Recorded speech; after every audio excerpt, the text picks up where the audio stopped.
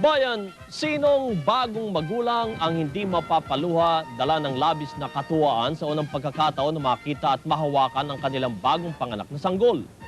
Lalong-lalo na kung narinig na sa doktor na malusog ang kanilang naging anak at kanya-kanya na silang hulaan kung sino ang kamukha, di ba?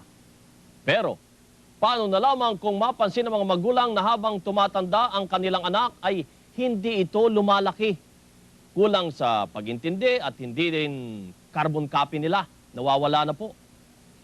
May paraan pa ba upang masagip sila sa panghabang buhay na kapansanan at kadalas ay nalilagay sa bingit ng kamatayan? Ano yung tinatawag na newborn screening? Paano nito may liligtas sa mga bagong silang na sanggol sa mga taglay nilang karamdaman? Alamin natin sa report na ito. Pawang mga normal ang naunang tatlong anak ni Ginoong Redentor at Dory Cueto ng Barangay Malikboy, Pagbilao, Quezon. Kaya tiwala sila na ang kanilang bunsong si Redentor Cueto Jr. ay malusog din. Talagang normal yung bata na yan. At yung mga isang doon, yung laki yan eh. Ang ganda ng katawan na yan. Subalit pagtungtong ng 6 na buwan ni JR, may napansin ng kakaiba ang mag-asawa sa kanilang bunsong anak. Sabi naman kasi mga kung bakit yung bata hindi nalaki? Minsan nakatingala, nakataas lagi ang diin niya. Tapos napapansin ko hindi siya nakakatayo nga, hindi makatayo. 13 taon na ngayon si JR at wala pang 3 talampakan ang taas niya. Walang mausal na kahit anong salita. Hindi makatayo ng di tinutulungan at malambot pa rin ang bumbunan. Tuliro ang mag-asawang Reden at Dory at walang matanungan sa maring depresya o sakit ng kanilang anak. Wala namang nasasabi yung doktor, basta binibigyan lang ng reseta, gamot. Saka yun, pag minsan, sa kami nagpapatingin, mga albularyo, ganyan, para may nag-aalaga daw, di umunod sa bata.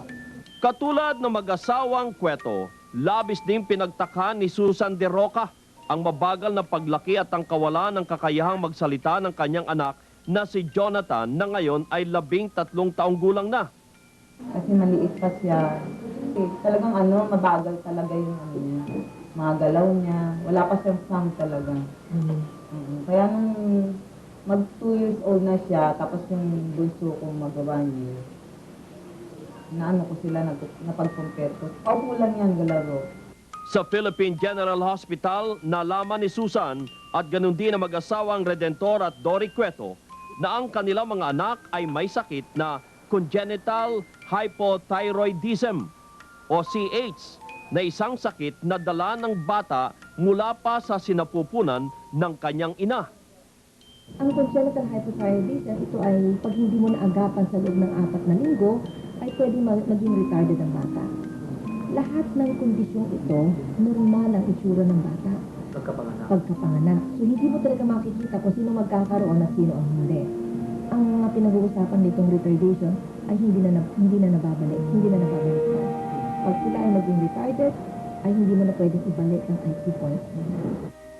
Sa kaso ni na JR at Jonathan, may mga gamot na nagtataglay ng mga hormones at bitaminang naglalayong pabagalin ang unti-unting pagbawas ng tinatawag na intelligence quotient o IQ at magpapalakas sa kanilang katawan.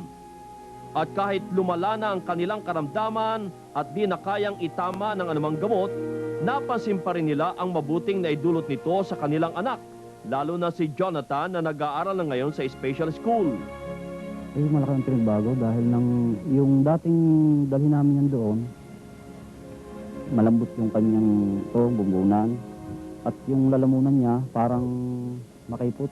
Mahirap siyang lumunok ng kanin. Ngayon, sa pagkaka-observe ko doon sa ilang buwan, tumaas yan ng mga ganun nga, mga 5 pulgada halos. Siya ang matanda. Oo. Kasi mga kalaro niya, mga mga 7, pero hindi sila matanda siyang malaki. Sa edad niya, kasi isip bata niya. Mga kalaro niya, kuya ang tawag sa kanya. Pero ang masakit sa pamilyang Cueto at De Roca, Ilang taon matapos ipanganak sina JR at Jonathan, nang dumating sa Pilipinas ang sistemang makasasagip sana sa dalawang bata mula sa kanilang kasalukuyang kalagayan. Ang newborn screening na nagsimula sa may 24 na ospital sa bansa noong 1996. So ito ay kukuha ng ilang patak ng dugo sa sakong ng bata. At sa sakong ito kinukuha kasi napakasimpleng gawin. Pero bago tusukan o i-prick ang sanggol ay kailangan munang lagyan ng warm compress ang hita nito upang gumanda ang sirkulasyon ng kanyang dugo saka ito mamasahihin.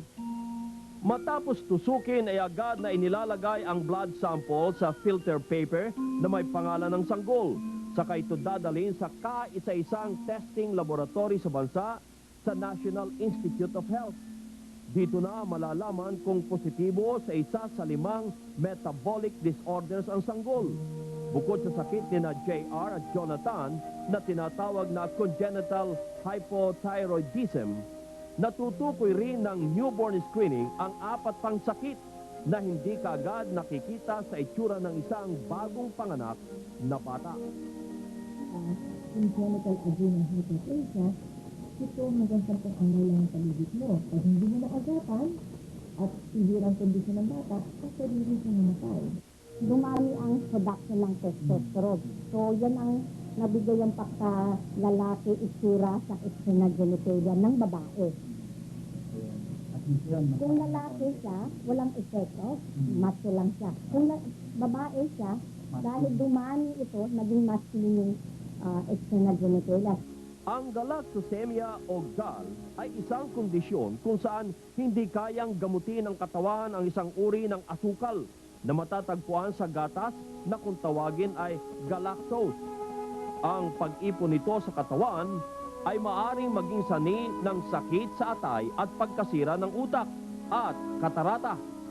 Ang phenylketonuria o PKU ay ang kawalan ng kakayahan ng katawan na maggamit ang phenylalanine na isa sa bumubuo ng protina sa katawan. Ang pag-ipon nito sa dugo ay maaaring maging sanhi ng pagkasira ng utak. Maiiwasan ang parehong sakit sa pamamagitan ng pagbibigay sa bata ng gatas na walang phenylalanine o lactose. Ito talaga kapag grabe yung kondisyon ng Jesus deficiency mo, ito yung matinding paninaw, matinding pamumutla, to the point na pwedeng palitan ng dugo o salinan ng dugo. Pinakamagandang ipatest ang sanggol 1 hanggang 3 araw pagkapanganak. Madalas na matanong na paano pag lumagpas na 2 months, 3 months, pwede pa rin naman. Kaya lang, kung ang bata ay may congenital hypothyroidism, hindi ko na siya masasay. Pwede kong malaman na meron siya, pero hindi ko na mababawi yung IQ points na nawala.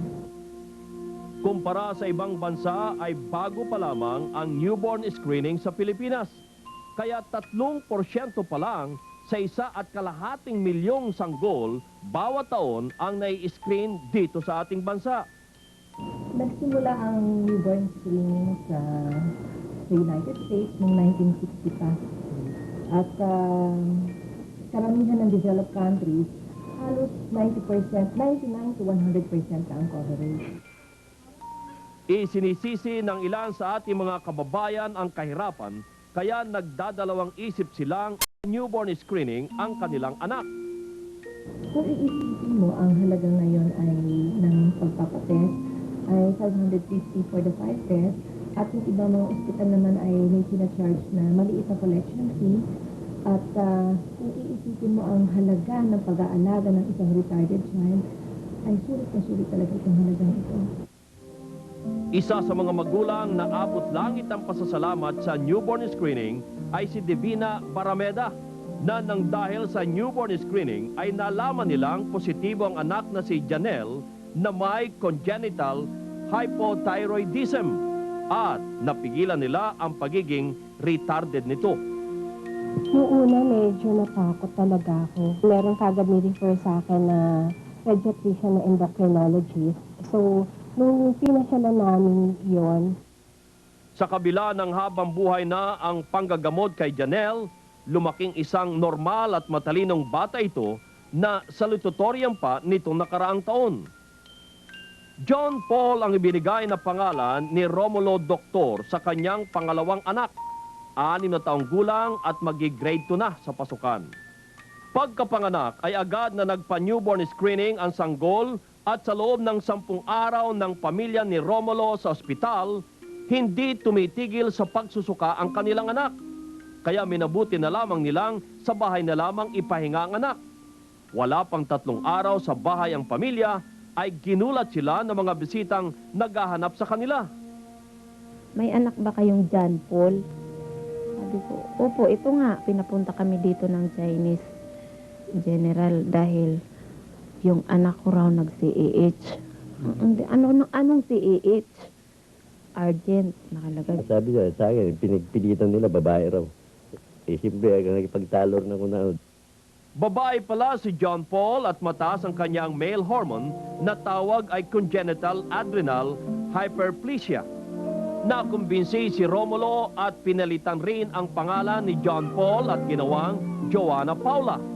Sa ngayon ay nagpapasalamat ang mag-asawa na kagad nagamot ang depekto ng kanilang anak dahil sa newborn screening.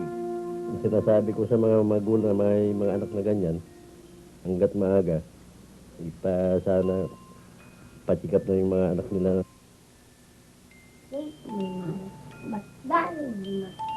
Pa po ni Dr. Padilla na hindi talaga palusot ang kahirapan para hindi ipasailalim sa newborn screening ang inyong mga anak.